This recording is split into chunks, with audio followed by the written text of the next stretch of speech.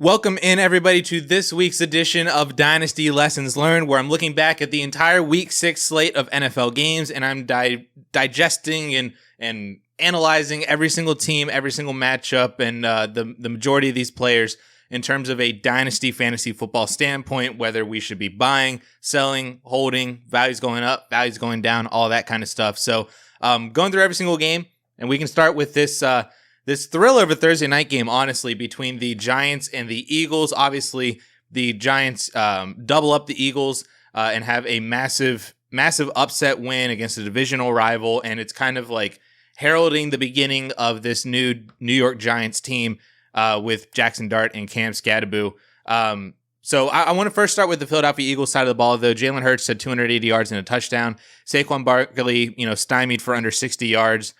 Dallas Goedert was the major contributor and through the passing game, but we also had a really good A.J. Brown game as well. Devonta Smith just kind of fine. So this Eagles offense just really isn't all that great right now. It's great if you have Dallas Goedert. He's just kind of PPRing his way through, a lot of games. He's scoring a lot of touchdowns as well through the first 6 weeks. But it just kind of, I remember I listened to the fantasy footballers say this, and I even thought this too, as it reminded me of like the Miami Dolphins offense from last year with Jonnu Smith, and your offense just can't run effectively when, last year for Miami, their top contributor through the passing game was Jonnu Smith. And right now, the top contributor for Philly is Dallas Goedert. Like that's just not a good way to run your offense, especially when you have two highly drafted, highly paid wide receivers, highly talented wide receivers, and a really good running back as well. So the similarities between the Eagles right now and the Dolphins last year there's a lot there, and it just kind of sucks. But at least for right now, if you have Dallas Goedert, that's great. If you want to hold on to him to compete and you don't have a better option, that's totally fine. Just ride him out for the production. A.J. Brown at least had a pretty good game, 6 for 80 on 9 targets again. He's only had one game below 8 targets this year, which might be kind of crazy to hear, but that's the truth. So he's at least getting volume, and you would think that some of that volume would continue to translate into good fantasy production. He's still more on the sell side for me, especially as we get like these good games. I think that he is more on the sell side from a dynasty standpoint. Devonta Smith just missed on a bomb touchdown that, had that actually connected, I think we would be talking about him a little bit differently than just being like, he was just the wide receiver 2 on the team, the third target overall, and he had like a fine game, but not a great game. That's just kind of what Devonta Smith is. I'm not excited to have him either, but I think he's just more of a hold right now. Saquon Barkley, basically always and forever, this whole entire season has just been, I don't want to have Saquon Barkley on my team. I want to try to pivot off of him, and this just continues from this week. Jalen Hurts is, I think, starting to slide in dynasty value a little bit. I think he's still my quarterback 4 at this current moment, but with the way that Patrick Mahomes is producing, Drake May's kind of ascension, it's really hard to continue having him at that QB4 spot while the other people are producing. I mean, it's not like Jalen Hurts isn't producing. He's still producing well, and obviously he's scoring rushing touchdowns and running. Not as much. No, he didn't have much rushing yards this week, but he scored a touchdown. So he's still fine for fantasy football, scoring 20 plus fantasy points every week, but it is becoming harder, I think, to keep him at that QB4 valuation with the production that we're seeing from a lot of other quarterbacks as well. But he's still up there. I think he's fine to hold on to, but if you want to try and tear down from him, I'm totally fine with that. Now on the New York Giants side of the ball, as I mentioned, kind of a welcome party for Jaxson Dart and Cam Skattebo. Jaxson Dart still hasn't had a lot of production following his, really good performances. Like he's just been really good and has been doing what has been asked of him, but he hasn't really done much more than that.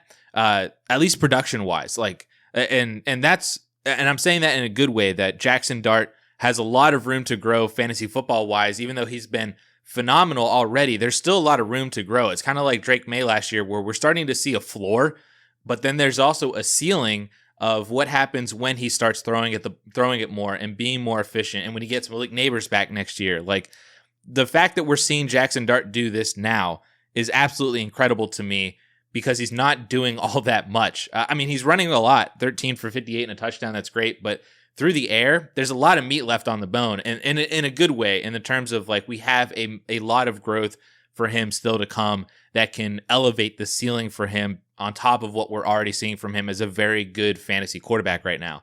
So the sky's the limit for Jackson Dart, I think, right now, because he looks incredible. Cam Skattebo also looks incredible. 19 for 98 and 3 touchdowns. He basically relegated Tyrone Tracy to nothing. I mean, it was Tyrone Tracy's first game back. Maybe the Giants look to, even out the committee a little bit. Not to say that it's going to be a committee, but maybe it's more of like a 60-40 split, 65-35 split, rather than like it seems to be like a 80-20, 85-15 split right now in favor of Cam Skattebo with Tyrone Tracy back.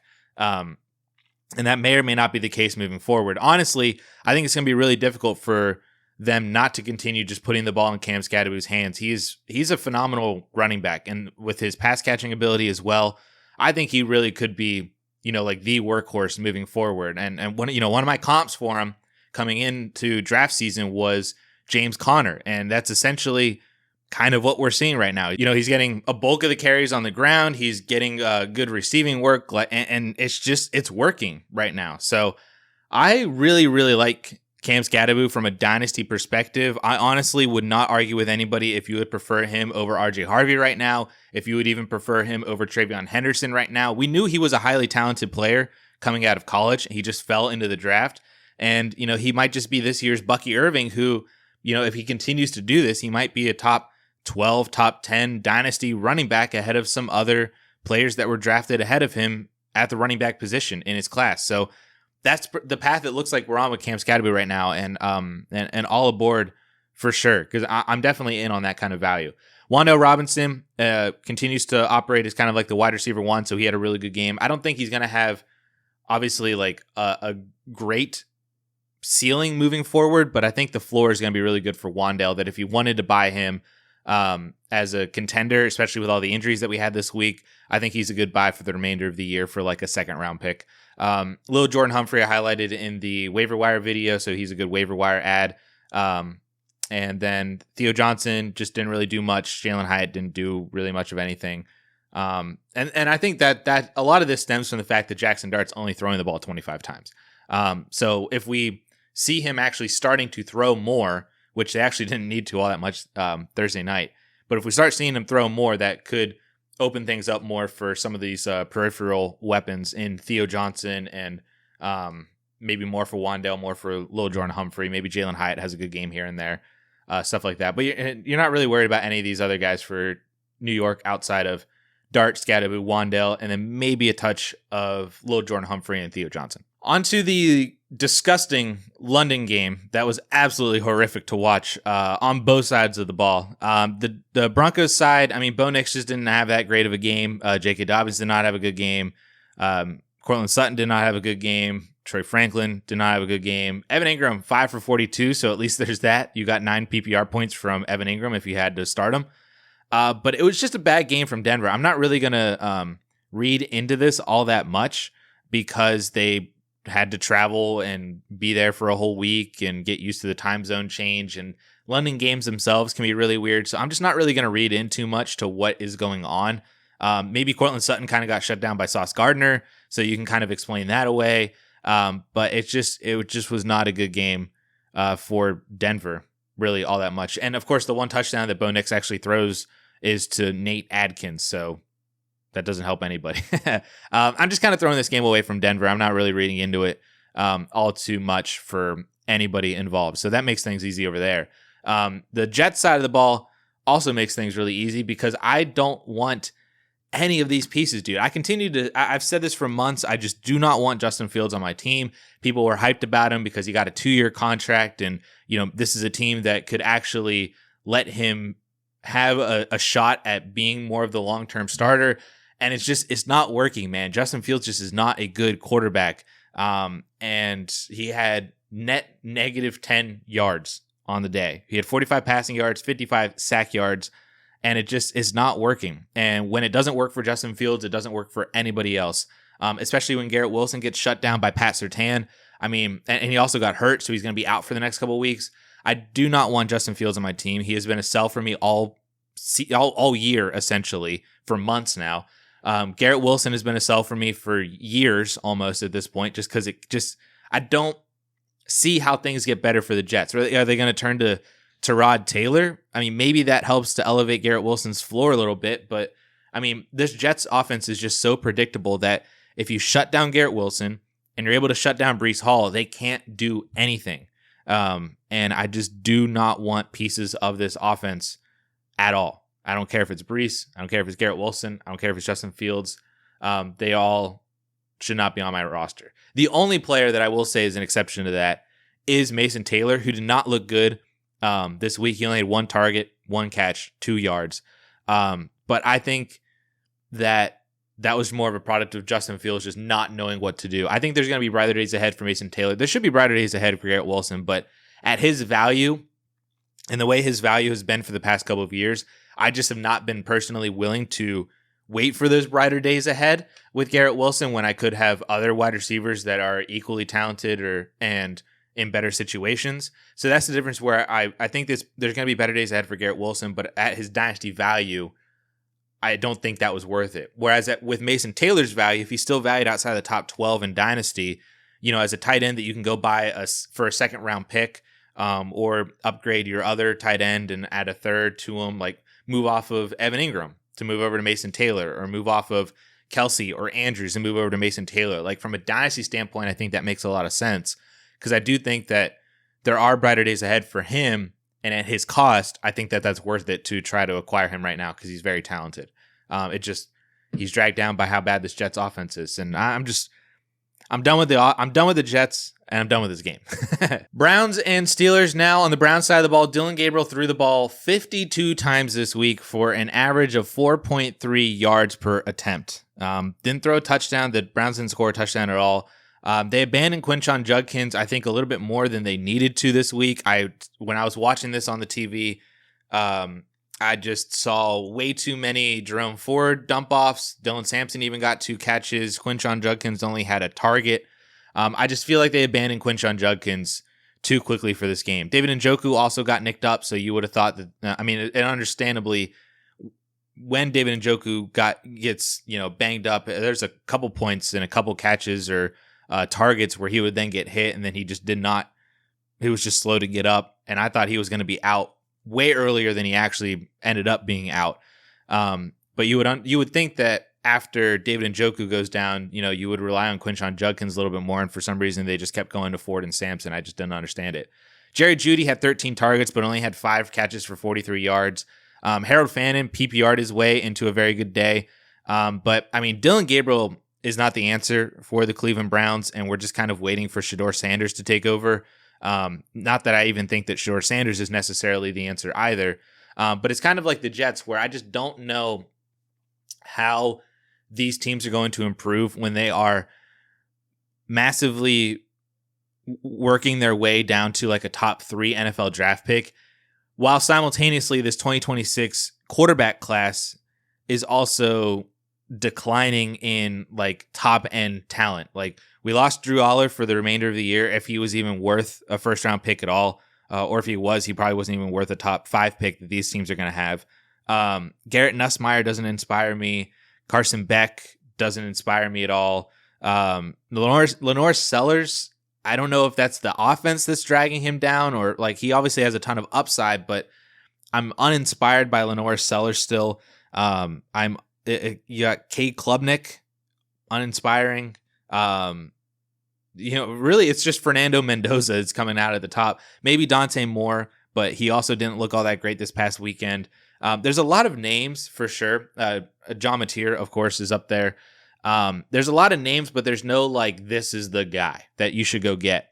So it's kind of giving me shades of the 2022 class, where we might see teams just fade all of these guys in the first round, and maybe somebody pops out in the second or third or fourth round, kind of like how Sam Howell just kind of came up for a little bit. Maybe we see that. The point of what I'm saying with all this is that I don't know if that is the case with the quarterback class in 2026. Teams like the Jets, like the Browns, they're going to struggle for another year, and then we're just going to have all this kind of repeating cycle next year where they're just being held back offensively because their quarterback situation is terrible. And if they're looking towards more of 2027, when you get, Arch Manning and a couple other guys too, that maybe that could be fixed for them then, but then, you've got to wait a whole year, 2 years until that becomes realized. And then we're talking about them being potentially saved by a rookie quarterback in certain situations. Then you have a rookie coming in there, and maybe it's just like Cam Ward 2.0, and that's also not helping your offense. So these teams are going to stay bad for quite a long time unless some quarterback really, really pops for them, which the odds of that happening don't seem all that high right now with the 2026 class and then even much into 2027.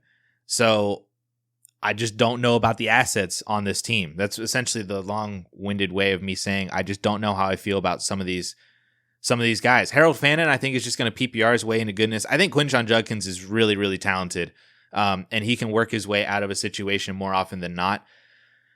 But it's just yeah, that's essentially what I'm saying. I don't want Jerry Jeudy. David Njoku might be a good option to sell off of to go to Mason Taylor. Ford, Sampson, Isaiah Bond, all these other guys. It's just, I don't want any of these guys. On the Steelers side of the ball, at least, Aaron Rodgers is, I think, starting to actually look pretty good, and he's producing well. 235-2 here this week. DK Metcalf had it says a longer 25. Man, that catch seemed like it was a lot longer. The sideline catch where he kind of one-handed it, diving, catched it, but that seemed a lot longer than 25 yards. The Darnell Washington catch was pretty sweet, though. But DK Metcalf, 4 for 95 and 1. I've been advising to sell him for a little bit, but I'm kind of coming back around to more of he's an okay buy. I think is a really good buy from a redraft perspective, but the difference between redraft and Dynasty is that we then don't have to deal with DK Metcalf without Aaron Rodgers next year in redraft formats. Whereas with Dynasty, I don't know what this team looks like if Aaron Rodgers really does retire at the end of the year, which I think he said before, and maybe he changes his mind, but I just don't know what this team looks like, and I don't know what DK Metcalf looks like without Aaron Rodgers, to where I think he's going to have really good games for the remainder of the year. His schedule is pretty solid and soft for the rest of the season in terms of wide receivers. So he could be a good buy if you are competing and you can get him for less than a first, like a second and a third or something like that, or a second and some upside kind of wide receiver, like Jaden Higgins in a second, Trey Harrison a second to go get DK Metcalf. Like, if you can do that as a contender, I think that's a solid buy. But I like him a lot more in redraft just because I don't know what this is going to look like after Aaron Rodgers. But he's the only target to throw to. He scored in 4 straight games. He's seen over 95 yards in 2 straight games. So I think it's starting to click a little bit, and his schedule is really soft, and he's past his bye week. So those are all the positives that I mentioned for buying him in redraft, but I just don't know if I have that same encouragement for Dynasty because of the long-term stuff. Jaylen Warren was totally fine. Caleb Johnson actually got some work here. He did have that one good carry, that one long of 9. I was like, ooh, that's Caleb Johnson. But then he went 5 carries for 6 yards after that. So I am at least encouraged that they were giving Caleb Johnson work. And we'll see, hopefully, if that kind of continues, especially if Kenneth Gainwell just continues to just not be all that great outside of his random game against Minnesota. But we have Caleb Johnson life, I think. And maybe that's an opportunity for you to sell, or maybe it's an opportunity to say, hey, I can still go in and buy and see what happens. But as of right now, Jaylen Warren just continues to be the best running back on the team and is a solid competing buy for like a second if you just need a running back right now. Chargers and Dolphins, this is actually a very fun game to watch, especially because of all of the massive production that we got. Justin Herbert had a pretty good day. Ladd McConkey was 7 for 101, so that's phenomenal to see. Oronde Gadsden, 7 for 68. You love to see it. With Quentin Johnston out, and this was I had talked about this from a redraft perspective for why you should be buying Ladd McConkey, and it does translate over to Dynasty as well, that McConkey, it wasn't a talent issue, and it wasn't even really a target issue either. To a degree, it was a target issue, but like when Quentin Johnston can just end drives and Keenan Allen is Justin Herbert's best friend because he has more experience with him. But Ladd McConkey was still seeing, 7-8 targets a game, essentially, that it was never a talent issue. It was just kind of like he's just not getting the best targets. But if something were to happen to either Keenan Allen or Quentin Johnston, Ladd McConkey should be really good in those games, and he was really good in this game for 7 for 101. So that's why, from a dynasty perspective, I'm continuing to buy Ladd McConkey, because you would think that if Keenan Allen's not on the team next year, or if Quentin Johnston starts to fade or just not produce like he was at the beginning of the year, that would open things up a lot more for Ladd McConkey, and it also opens things up for a lot more for Oronde Gadsden as well. So I'm continuing to buy into Oronde Gadsden. Obviously, the big storyline for the Chargers is Kamani Vidal having 18 carries for 124 yards, and then also having 3 for 14 and a touchdown through the air. Completely dominated the backfield over Hassan Haskins, so it seems very clear that Kamani Vidal is the lead guy without Amarian Hampton. So I highlighted him on the waiver wire video for the past couple of weeks, and if you're able to pick him up, looks like you have a pretty good pickup right now. But if you wanted to trade for him, I wouldn't trade a second for Vidal just yet. I would try to do like a couple of thirds, or maybe if you had some, upside young wide receiver or something like that, that you could maybe just go buy Kamani Vidal with. But I'm not expecting this. The Dolphins are a really, really good matchup for running back, so I'm not expecting this every single week. But if he is going to be the lead back for the next, we'll say 8 to 10 weeks without Amarian Hampton, then that could be a pretty good, like Jordan Mason level of a backup handcuff running back for you for competing teams. On the Dolphins side of the ball, Tua didn't look great for the majority of the game. I mean, he was on and off. That's just Tua. Achane was phenomenal, 16 for 128 and 2. Also had 4 catches for 22 yards. Jalen Waddle continues to lead the team as the wide receiver 1, 6 for 95. So he's just a really good guy to have, and just in general for Dynasty. Achane continues to produce, and that's pretty much it for the Miami Dolphins. They don't really have all that much else behind him. Darren Waller caught a touchdown, so but he only had 3 targets. Not to say that Darren Waller isn't a good guy to start at tight end, but I think this is just an indication that he is more of perhaps a streaming option every single week, rather than just like a plug and play, throw him into your lineup. You might not have better options, but it's not like Darren Waller is just like a set it and forget it kind of guy. Which I thought maybe he could be, but it's maybe with a game like this, it just is a little bit of an indication that he is not there right now.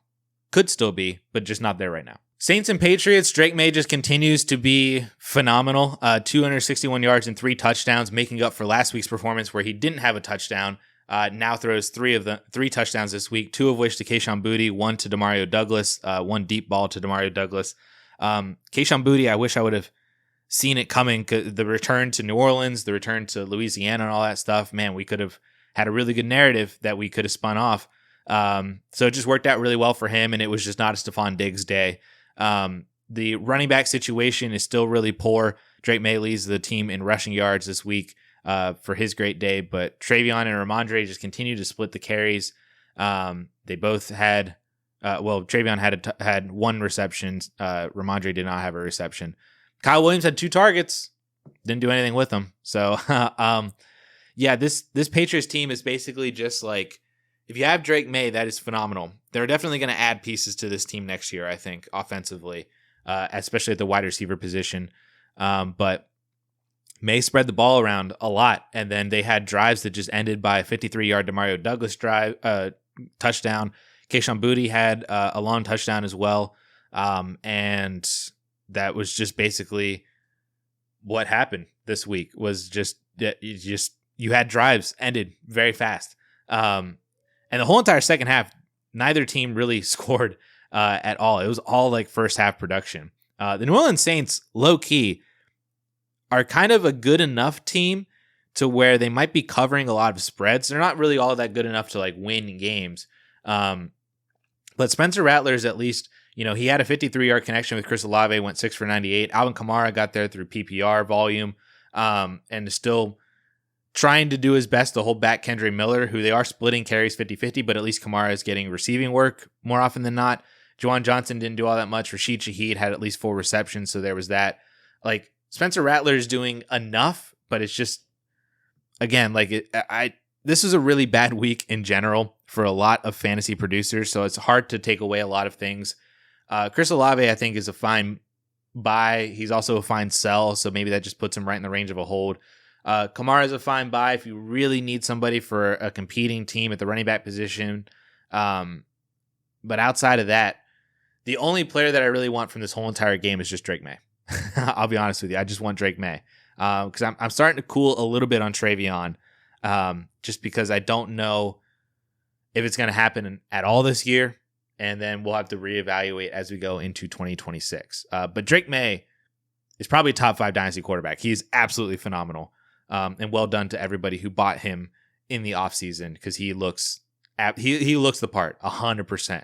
And he's not even doing it by throwing a ton of passes or having an elite wide receiver. So that, it's kind of like Jackson Dart, like I was saying, like get this guy a dude, get him a top wide receiver, and then let's see what he can actually do. Rams and Ravens, I mean, there really isn't much to talk about on this one either. On the Rams side of the ball, Matthew Stafford, 180 yards and a touchdown. They really didn't need to do all that much. This game was super slow. The Ravens offense couldn't do anything. Of course, Puka Nacua ends up getting hurt. So we'll see what the severity of his injury is. He's probably going to miss at least a couple of weeks. They have a week 8 bye, I believe. So he'll probably miss week 7, sit out week 8 for the bye week, and then we'll see where he's at with week 9 or week 10. But that they didn't need all that much. Tyler Higbee, low key, could be kind of an interesting name with Puka Nacua out. Devontae Adams had 9 targets, but didn't do all that much with it. Kyron Williams scored a touchdown as well, and continues to be the lead back. But this is another game where it's just not much happened because not much needed to happen all that much. On the Baltimore side of the ball, Cooper Rush, still not good. Tyler Huntley, not much better. Zay Flowers PPR'd his way to 10 fantasy points. Mark Andrews had 6. Justice Hill had a lot of catches because they were throwing the ball a lot more because they were behind pretty much all game. We did see life from Derrick Henry. Whoa, crazy what happens when you give the ball to your best player. 24 carries for 122 yards. This is what I was saying basically, where I was like, I don't think Derrick Henry's dust. I just think that the Ravens have turned away from him more than they needed to because they haven't been winning games. They're 1-5, and we know that Derrick Henry historically throughout his entire career has not done well in games where his team has lost, but in games where his team has won, then that's when he does really, really well. So they're on a bye week this week. Lamar Jackson then comes back in week 8. So hopefully that's where we start to see some really, really good production out of Derrick Henry because I didn't think he was ever washed. I just thought we were in kind of a weird lull where they're just not giving him the volume, even though he was still really good with the limited volume that he was getting.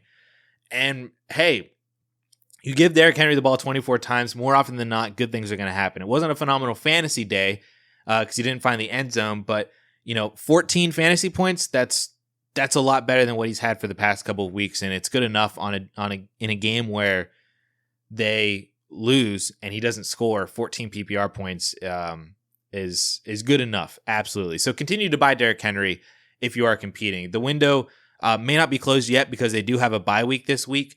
So if you can still buy Derrick Henry before Lamar comes back in week 8, I would love to do that from a dynasty standpoint. For anything less than a first-round pick, 2 seconds, a second and something else, whatever it is, go buy Derrick Henry because I think that he could have a really, really good second half of the season. It's still Derrick Henry, so go win a championship with him. Cardinals and Colts, Jacoby Brissett, low-key, not that bad. I don't think that that's going to necessarily hold if Kyler continues to miss, but he at least did enough this week, even without Marvin Harrison Jr., to where he was pretty effective. So if you spot started him for whatever reason, congratulations, he had a pretty good game. Trey McBride, really good.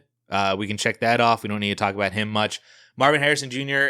is probably going to miss next week. I talked about that in the waiver wire video where if Marv is out, maybe you throw in a Zay Jones, maybe you throw in a Greg Dortch. Michael Wilson may not be a bad start either. We'll have to see what the quarterback situation is, though, with Brissett or Kyler.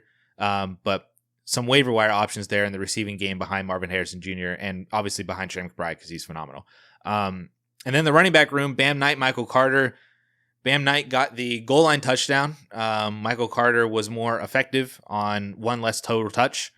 So there is that. And I think that this backfield is just going to be a major, major headache. I would honestly rather prefer to sell one of these guys or both of these guys to upgrade over to a more sustainable long-term option or a better win now piece, like if you can add a second to either one of these two and go get Derrick Henry, phenomenal. That's absolutely phenomenal.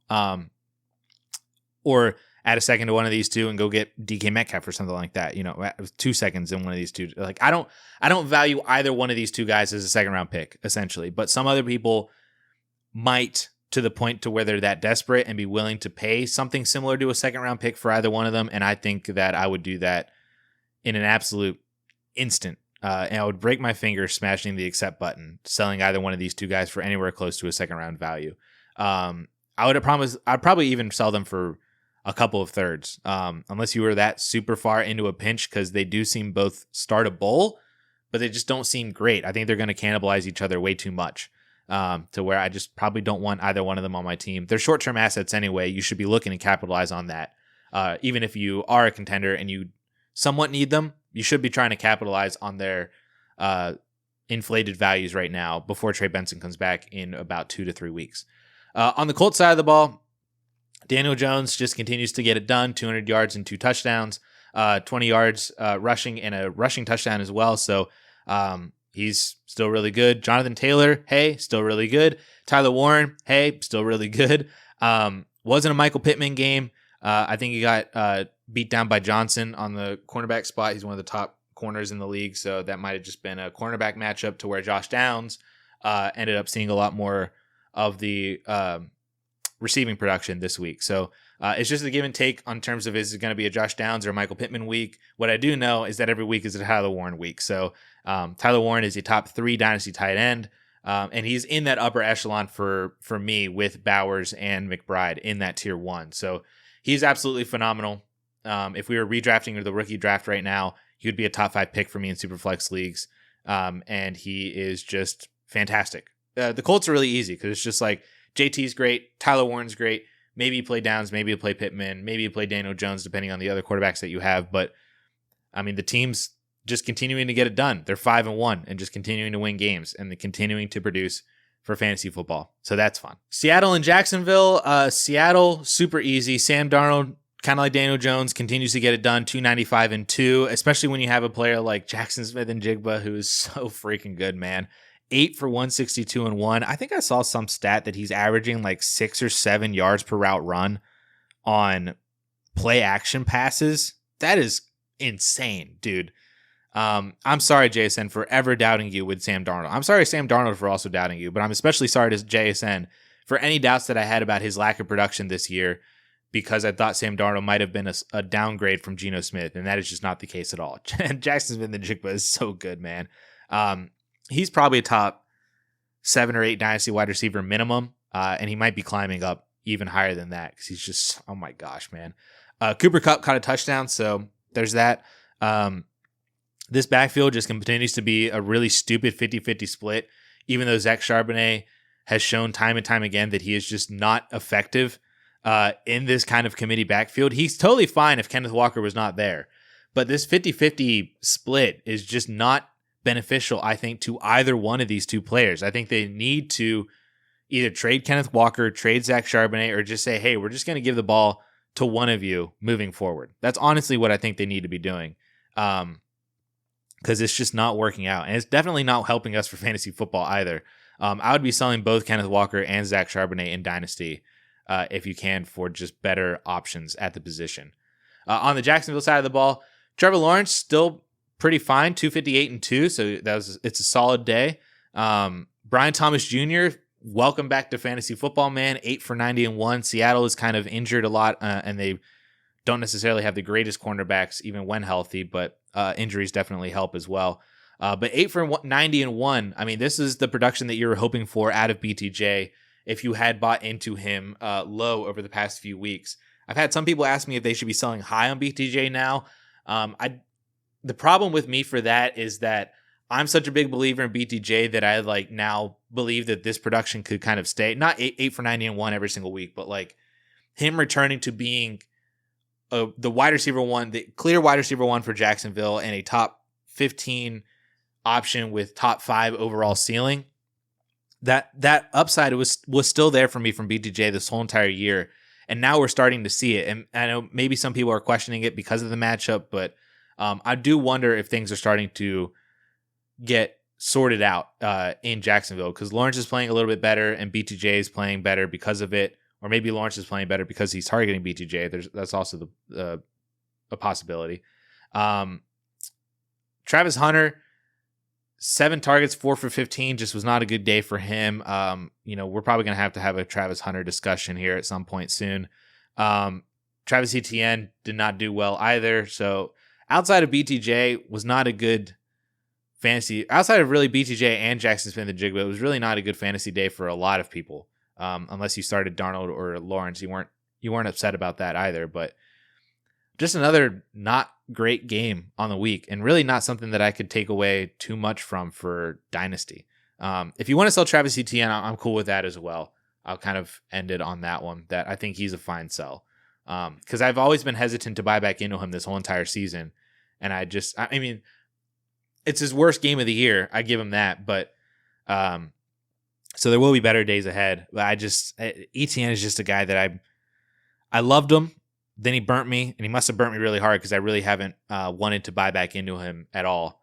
And I think he's a fine sell if you are able to upgrade or move him for a first or anything like that. Cowboys and Panthers, George Pickens is also really good. Jake Ferguson caught a touchdown. Dak Prescott continues to get it done. 261 and 3. Javonte Williams led the running backs and led the backfield. Jaden Blue is not a good between the tackles runner. I don't know if people realize that. So I kind of feel validated by my Jaden Blue fading in rookie drafts. We just really need Phil Maffa to come back and be healthy, man, because he could be, I think, better than Jaden Blue as the backup running back for Javonte Williams with Miles Sanders on IR. We just need him to get healthy and off the IR. But, I mean, the Cowboys are really easy. Dak Prescott is great. Start him every week.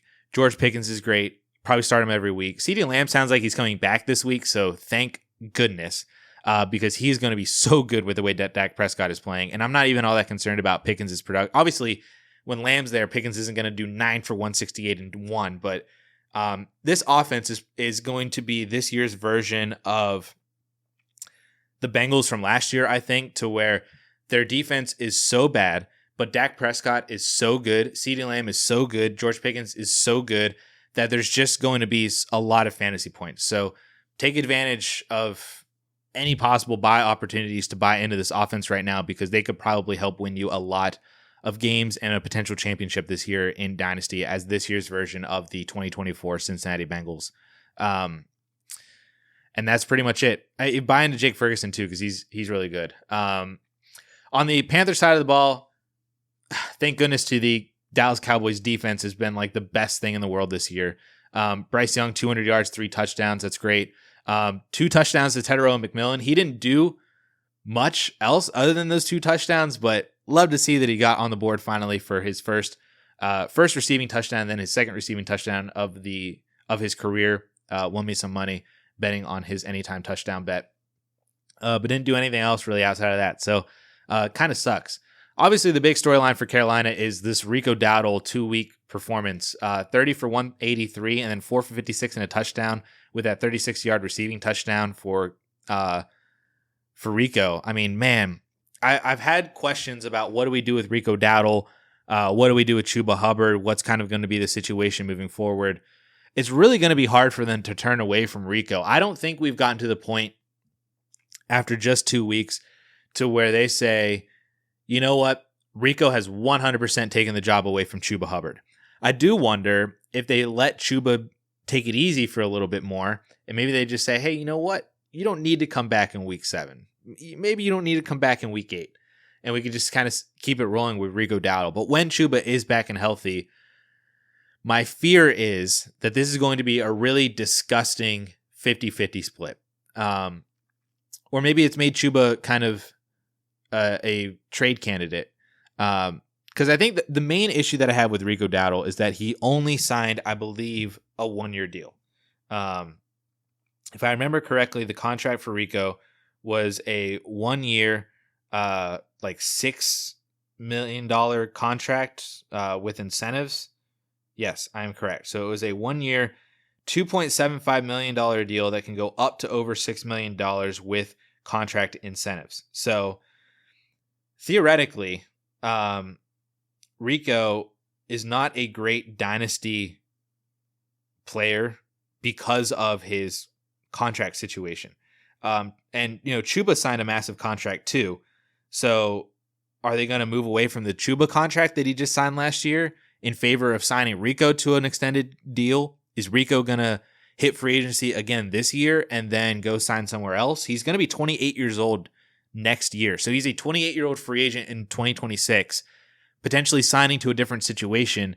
And it just it reminds me a little bit of like Deonta Foreman, who had a really good season behind Derrick Henry in like 2020 or 2021, then went to Carolina and had a good season behind Christian McCaffrey the season that he got hurt. And then I think, or maybe he got traded that year. And then Foreman had a good end of season run for Carolina as the RB1, and then went to Cleveland and was fine, but just wasn't good for fantasy football because he wasn't, the guy for them. And so like, that's kind of my fear with Rico Dowdle, is that we are seeing a really good performance out of him right now as the clear-cut RB1, but does that continue on his own team? Does that continue heading into next year on a potentially different team?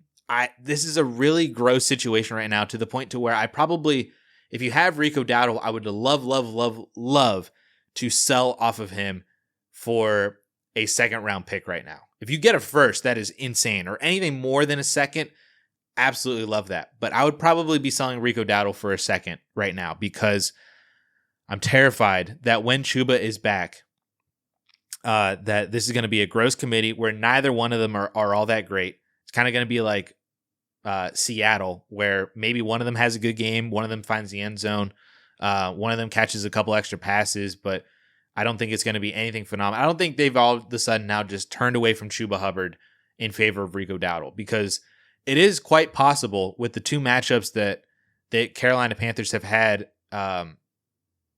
in terms of rush defenses, that had Chuba been healthy, Chuba could have done something very similar. I don't think that's out of the equation either. They've played two very soft run defenses in Miami and Dallas that Rico has absolutely taken advantage of. But I don't know if that continues to hold with Chuba Hubbard back. And I don't know if Carolina turns their back on Chuba's contract in favor of signing Rico to an extended deal. So, and then if Rico's a free agent, he signs somewhere else as kind of like an RB1B or maybe an RB2 depth kind of piece. Maybe he signs somewhere, but then that team drafts a rookie running back. It's just, I don't think it's a good situation for Rico dynasty-wise to be investing in him right now, trusting or hoping that this production is just going to continue for the remainder of the year. I mean, maybe I'm wrong. Maybe Dave Canales just says, you know what, screw it, Chuba, you're on the bench right now because I just can't bench Rico Dowdle. But I also think that, Chuba's a talented running back too, and probably wouldn't have done very different things than Rico over the past couple of weeks had he been given 35 touches a game. So I don't know if I necessarily want either one of them right now. I mean, you have to hold on to Chuba because you can't sell him because of Rico's performances. But I almost think that this is an opportunity to sell Rico for a lot and then buy Chuba for nothing, because there is the possibility, as I mentioned, that Rico walks at the end of the year. Chuba's the RB1 next year for Carolina because of the contract extension that he signed last year. I think that's a valid possibility, and one that I might be willing to, a bet that I might be willing to make if I could sell Rico for a second and buy Chuba for a couple of thirds. So that's at least how I read the Carolina Panthers backfield situation right now. Because I know a lot of people are very curious on what is going, or at least how I read into it. And that's at least what I'm thinking right now for this backfield. But I love to see it for Rico Dowdle. I've had him in a couple of dynasty leagues and I absolutely love it. So I'm all aboard the Rico Dowdle train for as long as he continues to be the RB1. So if Chuba Hubbard's out again this week, wheels up for Rico Dowdle. But when Chuba comes back, I'm terrified of a really nasty 50-50 split committee where neither one of them are truly all that great for fantasy football. And you just have to pick the weeks where one of them scores a touchdown, one of them has 4 catches. And that's just kind of where we're at, I think, with Carolina's backfield when they're both healthy. Titans and Raiders, I just really do not want to have to talk about this game. So I'm going to make it quick. Cam Ward is meh. Tony Pollard didn't do anything. Calvin Ridley got hurt. Alec didn't do anything. Jake had 6 for 46, so at least there's that. And Van Jefferson caught a couple long passes. And that is Tennessee. So they fired Brian Callahan, so we'll have to see what their situation is for the remainder of the year and if they can improve or not. But you just do not want Titans players at this moment. I don't really want Raiders players either, but at least they have Ashton Genty. So Ashton Genty is really, really good. 75 yards and a touchdown, also caught a couple of passes. Michael Mayer came in and was highly productive in the Brock Bowers role. So again, I'm not worried about Brock Bowers because of the injury, and I don't think he's in some sophomore slump. I think if he was just healthy, he'd be doing what Michael Mayer's doing right now. We'd be totally happy. He's just not currently healthy. So buy low on Brock Bowers. Hold on to Ashton Genty, and I'm not really concerned about anybody else. You can sell off with Jacoby Myers if you want, but this game is super fast because it's gross, and there's not really all that much to talk about. Niners and Buccaneers, Mac Jones just continues to sling the rock to Kendrick Bourne. So the New England Patriots old connection remains alive, even with Juwan Jennings, quote unquote, healthy. I don't think he was really actually healthy. He only had 3 targets, 1 catch. And Mac Jones just favored the healthy Kendrick Bourne. So we'll have to see if Juwan Jennings can get healthier. I don't think he's necessarily the worst contending buy for like a third or a couple of thirds or something. And then we just need Ricky Pearsall to come back, Brandon Ayuk to come back. It sounds like George Kittle's going to come back this week. So those are all very good things. Christian McCaffrey continues to get the job done for fantasy, so he's phenomenal. Jake Tongas did well in the George Kittle role. So thank you for all your service, but we would like this to be now George Kittle's production instead of your production, Jake Tongas. But I mean, that's San Francisco. It's super easy. Christian McCaffrey's amazing. Kendrick Bourne seems to be a really good start with Ricky Pearsall out and Mac Jones as the starter. And that's pretty much it. Please come back to fantasy greatness, George Kittle. On the Buccaneers side of the ball, Baker Mayfield is really, really, really freaking good. Even without any weapons, because Emeka Egbuka got hurt. So that creates any sort of a buy window. Absolutely take advantage of it. The buy window is not any sort of discount for Egbuka. It's just the fact that you can now probably go buy him. So you're going to have to come in, pay full price for Egbuka, but maybe the person who has him is willing to hear that if they are competing and they're sad about Egbuka being out for the next couple of weeks. But Baker Mayfield is phenomenal, man. Rachaad White continues to get it done without Bucky Irving. We'll see how much longer that can stay for.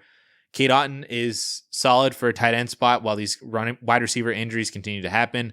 I don't know who Cameron Johnson is, Sterling Shepard, Tez Johnson. We talked about all 3 in the waiver wire videos. So they're just waiver wire guys that I don't have any sort of read in terms of which one is going to be a better start if Egbuka, Evans, and Godwin are all out. And while Jalen McMillan is still out, maybe none of them, to be honest with you. But I'm not sitting Baker Mayfield because of all these injuries because he's just so good, man. He's absolutely an MVP candidate right now for the 2025 season. But that's Tampa Bay because the injuries are killing them. But Baker continues to get it done, and Rachaad White just continues to get it done. And that's pretty much it. Bengals and Packers. On the Bengals side of the ball, Joe Flacco actually didn't do that bad. Jamar Chase, 10 for 94 and a touchdown. T. Higgins, 5 for 62. That's all we can ask of Joe Flacco for the remainder of the year. And the Bengals have one of the easiest schedules for all positions remaining for the remainder of the season. So as long as we can get, a 50 to 60% target share for Jamar Chase and T. Higgins combined, that's all we can really ask for Joe Flacco. Just give them the opportunity. So it might be a situation to where maybe he's helping to kind of raise the floor a little bit for both these guys.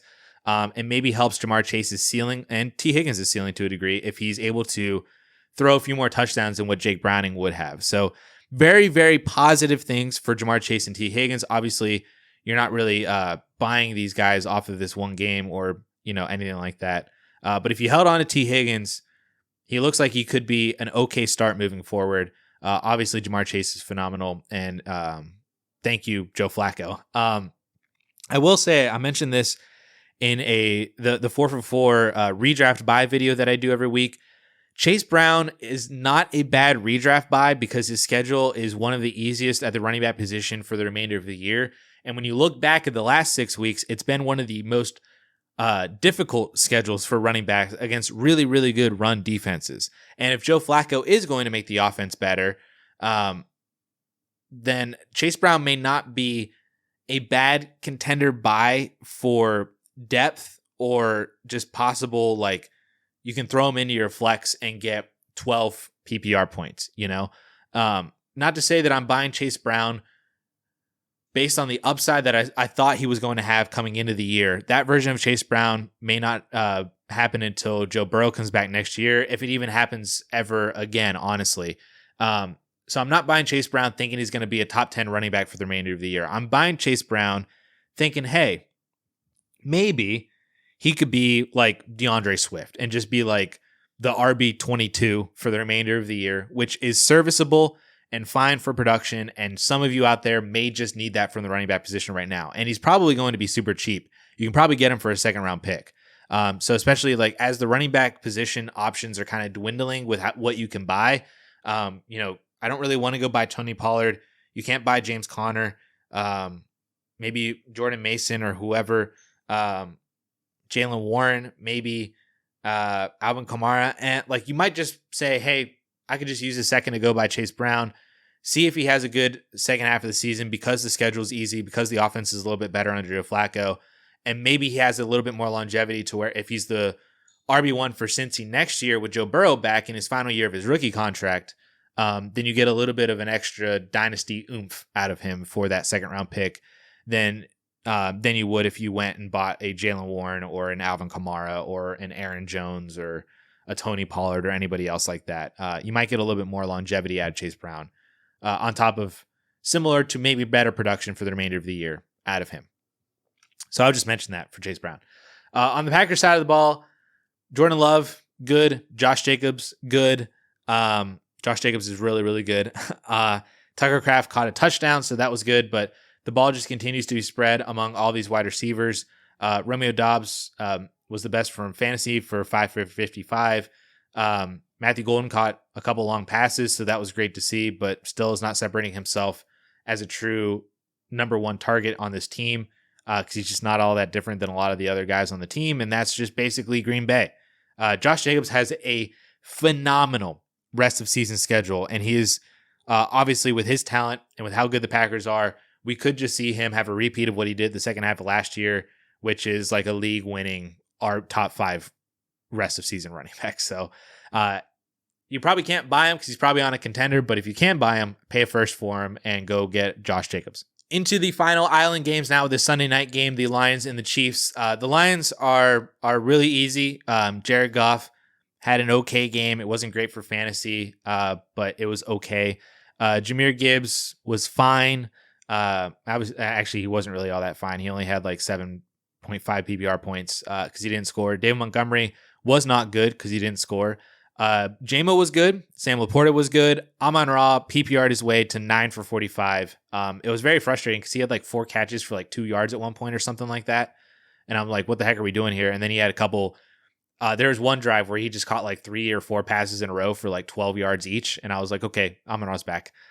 So he 13.5 as a floor for Amon-Ra. You'll take that every single day. And if you started Jameson Williams, I did in a league, redraft league, because I needed more of a ceiling, and it worked. And Sam Laporta caught a touchdown, and it worked. Detroit's easy every single week. It's just some of these guys are going to have really good games. Some of these guys are not going to have good games. So this week was a JMO Laporta week, random, and it just was not a Gibbs Amon-Ra week. But most of the time it's going to be a Gibbs Amon-Ra week. This week it just was not. On the Kansas City side of the ball, Patrick Mahomes is looking like prime Patrick Mahomes. He looks phenomenal. He's the quarterback 1 in fantasy football right now. So if you stayed with him, because this was always a possibility that if the Chiefs ever wanted to just start throwing it more again, this is always going to be a possibility for Mahomes. And Travis Kelce's doing well from it. Hollywood caught 2 touchdowns. Xavier Worthy caught a touchdown, even though he didn't do much outside of that, but at least he got you 10 fantasy points because of that touchdown. Mahomes also rushed for a touchdown as well. And now they get Rashee Rice back. So I'm expecting big things out of Rashee Rice. I'm expecting Patrick Mahomes to continue to be great. We'll see what Rice's reinstatement does for the pass catchers. I'd imagine it probably kills Hollywood. I think it hurts Worthy, and I think it hurts Kelsey too, but that's assuming that Rice is back in that wide receiver 1 role, which he may not be, or may not be immediately. So we'll have to see. The one thing that I want to mention with the Chiefs is I think Isiah Pacheco is another really good running back buy right now. To where if you can buy him for a second or a second plus, I think that he is about to turn a corner here to where this week was a career high in snaps. He played 75% of snaps, not a career high in snaps, season high in snaps, 75%, season high in carries, and a season high in yards. It was the first 50-yard game. He looked phenomenal. He looked like Isiah Pacheco before the injury at the start of 2024. And if he's going to get back into being more of the lead workhorse back for the Chiefs, like he was to start 2024 and kind of was to end 2023, that is a running back that we want to have on our roster. And especially if he has any sort of dynasty value after 2025, that would be kind of like the cherry on top, essentially. So another guy that if you need a running back, I think Isiah Pacheco is just a really, really good player to go try to buy right now for less than a first. So it's like a second, if it's a second and third or second and some other piece, I'm fine paying that for Pacheco because I really do think, and his schedule is actually, I think, the 6th or 7th easiest for the remainder of the year based on 4for4's numbers. So he has a really good schedule, phenomenal offense, possibly becoming the workhorse running back again for Kansas City now that he's getting fully healthy from this injury. And that, I think, is cause for a really, really good buy opportunity for Isiah Pacheco right now over the next week or two to have him for the second half of the season for contending teams. Bills and Falcons game, the first of them 2 Monday night games. This game is actually really, really easy. The Bills desperately need an alpha wide receiver. They did not have Dalton Kincaid, which I don't know if that necessarily would have mattered for them, but they desperately need an actual legitimate wide receiver because Khalil Shakir can only do so much for them. And Josh Palmer had that 45-yard catch, so fine. And James Cook, for some reason, was nowhere to be found really in the fourth quarter. They gave a lot of snaps to Ty Johnson, even though he didn't do really all that much with it. But the Bills just didn't have that good of a game. Josh Allen looked mediocre, which is rare for him. James Cook was he had like 8 fantasy points. And nobody else really did all that much. Ray Davis had the random receiving touchdown, and Dawson Knox had a red zone touchdown too. So the Bills just weren't all that great. I can't really take away much from it other than the fact that they need a legitimate weapon. So once again, we're going to be going into draft season thinking that the Bills are going to draft a top wide receiver in the first round. And so we'll see what that actually ends up, if that actually ends up happening, and what that means for Shakir and Keon Coleman and Dalton Kincaid and all these guys. Because they really, they honestly, they could be in the trade market for somebody too. I wouldn't be shocked at that either. So I'll have to see maybe if they make a trade by the end of the month. But they really do need a guy because they looked average tonight, which is rare for Josh Allen, but it happens. On the Falcons side of the ball, man, this is really easy. Bijan Robinson is phenomenal. He might be this year's version of Saquon Barkley. That is just, you just can't beat it because his production is insane. I think he's on pace for 2,500 total yards, which is like 1,400 rushing and 1,100 receiving, something like that. So he's like Christian McCaffrey reincarnated. So he's really good. And Drake London is really good. 10 for 158 and 1 on 16 targets. Nobody else really even saw targets. Pitts was 3 for 18. Algier had a target. Casey Washington had 2 targets. And that was it. Algier scored another touchdown as well on the ground. He was the first touchdown of the game. But this game was really easy. Buffalo kind of got shut down, and Atlanta just ran through Bijan and Drake London. So you love to see it.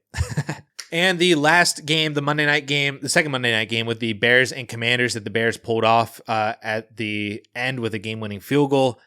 Caleb Williams was, I'll say, fine. He still doesn't look great. Like he's making weird decisions, and Alameda Zaccheaus is dropping passes, and I don't know. I've yet to crown Caleb Williams yet. I know I saw him, I think, at quarterback 7 or 8 on Keep Trade Cut, and I'm just like, man, I just don't know if I'm there yet. He's probably like 10 or 11 for me, so I'm not too far behind on consensus because the upside is still very clearly there as they continue to work in with this Ben Johnson offense. But the Bears just in general, something's weird with them. Like they're not clicking or firing on all cylinders. They're making mistakes. They're committing penalties. Caleb's still making weird decisions sometimes, and it's just not there yet. But he's a fine QB2 for right now with obviously QB1 upside for sure. DeAndre Swift had himself an absolute day, over 100 yards rushing, and then had the 55-yard touchdown near the end of the game that pulled them to within the field goal to then win the game. So DeAndre Swift had a great game. You love to see that. Luther Burden, 4 for 51. His role is definitely growing. This is their first game out of the bye week, so this might just be another example of talented rookie, high pedigree, high draft pick off their bye week, now getting more integrated into this offense. I will say Washington this year has been very susceptible to slot wide receivers. We saw it with Ladd McConkey. We saw it with Drake London before their bye week in week 4. And so maybe this was another case to where that's why Burden did well. That's why DJ Moore did well. That's why they targeted the crap out of Olamide Zaccheaus, and why Rome Odunze was kind of shut down a little bit is that Washington is a lot more susceptible to slot wide receivers. So definitely remember that for the future. If you are making start to sit decisions and you have a slot guy against Washington, it might be a good opportunity. But I do think Luther Burden is probably a really good buy right now. Shout out to Scott Makes Trades on our Discord channel. He's been on the Luther Burden train all year. I've been behind him on that because I just wasn't sure what the situation was looking like. But it does seem like DJ Moore is he's injured right now, but he's probably not going to be on the team next year, if he's even on the team by the end of the year. Could be another trade candidate, DJ Moore to Buffalo. Maybe contract's weird, but if DJ Moore is not in the situation he's not in the picture, Luther Burden as their wide receiver 2 is going to be probably really good for the remainder of the year. So props to everybody for holding true on Luther Burden through the situation. I just did not follow on that one, but I was really in on Emeka Ibuka. So I just need to be more consistent on my talent over situation beliefs. So I don't know what happened there with Burden, but congratulations to everybody out there. And I'm sorry to anybody else if I led you astray on Burden compared to like Trey Harris or Jaden Higgins. Burden definitely seems to be the better bet right now than a lot of the other rookies, and possibly over Golden as well. Then on the Commander side of the ball, there's really not much to talk about because, Jaden Daniels was incredible, and then he just threw a touchdown to Chris Moore, Luke McCaffrey, and Zach Ertz. So Debo came into the game hurt, so I don't blame him all that much for not having that great of a game. Obviously, we still don't have Terry McLaurin, so Zach Ertz did really well, so congratulations if you started him. And then I'm not really going to take away much from Chris Moore and Luke McCaffrey. And that just kind of is what it is. Ja'Cory Krosky-Merritt obviously led the way for the backfield, 17 carries and another catch for 68 total yards. So it wasn't a great fantasy day. Wasn't that great of an NFL day either, because I think he fumbled and then Daniels fumbled, or they both fumbled twice or whatever it was, and Daniels threw a pick. But it was kind of an ugly game. It was raining, so I don't blame them a ton. But I expected more from Ja'Cory Krosky-Merritt, but Jaden Daniels was and continues to be just a really, really good NFL and fantasy football and dynasty fantasy football quarterback. So we just need McLaurin to get healthy and Debo to get healthier. And that's pretty much it for the Commander side of the ball. So that's going to wrap it up then for the Week 6 Dynasty Lessons Learned. So I appreciate everybody for tuning in and watching this video. Just as a quick reminder, if you did watch this far into the video, I will not be having an AMA this Friday. Unfortunately, I'm getting pulled into doing the live stream for 4 for 4, which is at the exact same time, and I don't have any other time in my schedule to do the AMA at a different time. So I unfortunately will not be doing the AMA this week. I will be on the 4 for 4 channel doing a live stream. So, but I will be back next week for the AMA, and of course we'll be back next week for the Week 7 Dynasty Lesson Learned video. So appreciate everybody for watching, tuning in, supporting the channel. Hit that like button, the subscribe button, all the YouTubey things, and we will catch you guys in the next video. Peace.